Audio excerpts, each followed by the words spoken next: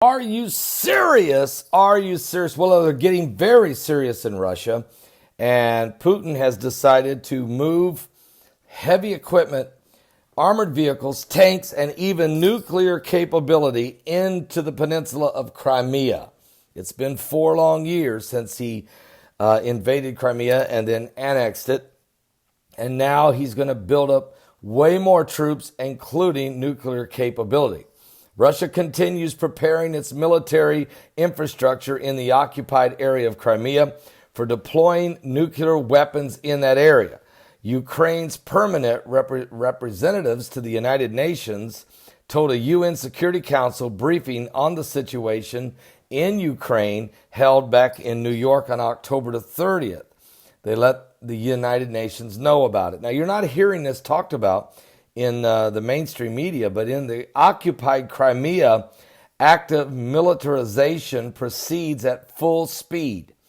Russia has more than doubled the strength of its military on the peninsula and continues the preparation of the Crimean military infrastructure for deployment of nuclear weapons, including refurbishment of Soviet-era nuclear warhead storage facilities. It was also added that Russia has been using the Sea of Azov as an additional channel to supply its forces with weapons from the occupied territory of Crimea. And according to their information, Russia has not given up on the idea of having a land corridor to Crimea. Furthermore, the threat of maritime assault from the Sea of Azov direction in case of a large-scale military confrontation remains a source of security destabilization in the region. That's according to the ambassador from Ukraine. So we're going to continue to keep an eye on what Russia's doing. Obviously, Russia is working on several fronts at the same time.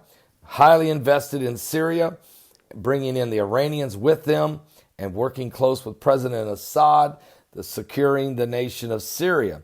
But they haven't stopped in their expansion by taking back Crimea and literally walking in, and the Crimean people saying, "Sure, we'll do whatever you want to do, Russia." And so Ukraine remains struggling with the fact that Crimea is